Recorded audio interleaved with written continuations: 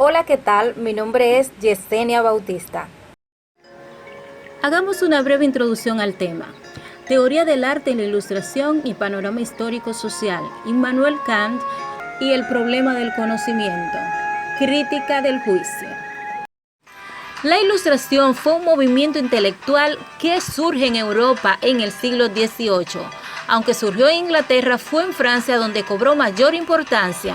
Se centró en la razón humana y la capacidad de investigar y conocer la naturaleza a través de la observación y la experimentación.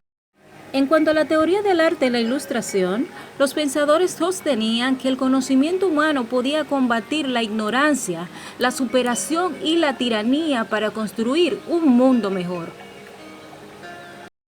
En el año 1724 nace el filósofo Immanuel Kant, una de las mentes maestras del pensamiento occidental, sin equivar a Rousseau, Voltaire y Montesquieu, con los cuales nace el pensamiento ilustrado a mediados del siglo XVIII. Escribió el ensayo ¿Qué es la ilustración?, en el cual detalla el pensamiento histórico-social, el panorama histórico del conocimiento y la crítica del juicio. Immanuel Kant nació y murió en el denominado siglo de las luces en Alemania. Según Kant, por la ilustración el hombre sale de su minoría de edad, de la cual él mismo es culpable, siendo además fomentada por los poderes políticos y religiosos. La ilustración también significa la superación del estado de la naturaleza, del individuo y de la sociedad mediante un estado o juicio político. Kant es ilustrado no solo por vivir y pensar en la época de la Ilustración, sino también por hacer suyos sus pensamientos y representarlos desde su filosofía.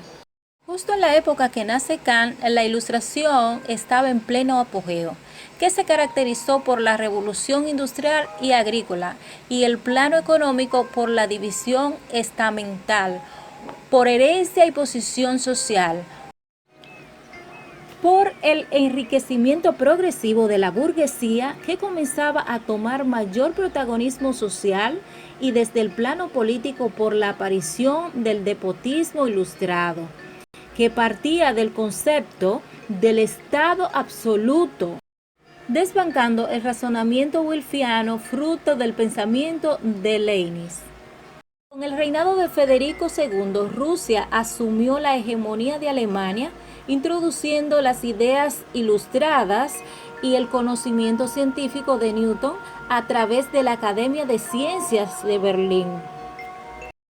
En Francia tuvo un carácter particular. Fue un fenómeno aislado no muy difundido entre la burguesía incapaz de relacionarla con sus intereses de clase, principalmente por Alemania, que estaba constituida por un gran número de estados independientes. En el problema del conocimiento, Kant ve 4 obstáculos de la ilustración. El primero, cobardía. Segundo, la pereza. Tercero, uso privado de la razón. Y cuarto, la prescripción. En la cobardía y la pereza, un humano carece de valor y voluntad para ilustrarse cuando es cobarde y perezoso. En el tercer obstáculo se refiere al libre conocimiento. El cuarto se refiere a los maestros, usando fórmulas y metodologías que son un modo de dificultarles su acceso al saber. En conclusión, Kant creía que la única gran revolución no era más que la del pensar. En la crítica del juicio hay 2 ámbitos de razones que la convierten en una obra actual y de lectura ineludible. El primero recoge las razones fundamentalmente académicas. Por este camino, la crítica del juicio pretende ser un puente entre la crítica de la razón pura y la crítica de la razón política.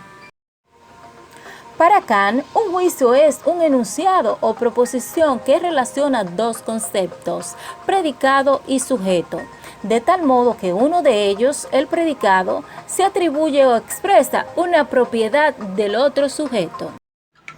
La crítica de la razón es una gran medida. La respuesta a la pregunta, ¿cómo son posibles los juicios que expresan conocimiento científico? Dicho de otro modo, ¿qué condiciones deben tener los juicios verdaderos para afirmar que son legítimos? En conclusión, la Ilustración fue una evolución del pensamiento burgués. La burguesía era formada por comerciantes y ciudadanos dedicados a oficios liberales. Otra característica de la Ilustración es los intelectuales que formaban parte del imperialismo inglés y aplicaban todos los principios de la investigación científica. Entonces los filósofos criticaban todo lo anterior, sobre todo si no cumplían con una base del antiguo régimen. No podemos dejar de lado a Montesquieu. Lo ubicamos desde 1689 hasta 1755, quien publicó una obra política llamada División de Poderes del Estado. Esta obra toma gran relevancia por los intelectuales, los políticos y los filósofos. Dígase poder ejecutivo, poder legislativo y poder judicial. Pero por supuesto, esto era opuesto a la característica del gobierno imperante de aquella época, que quería nada más y nada menos que el absolutismo. Luego otro hecho fue los enciclopedistas a la segunda mitad del siglo XVIII.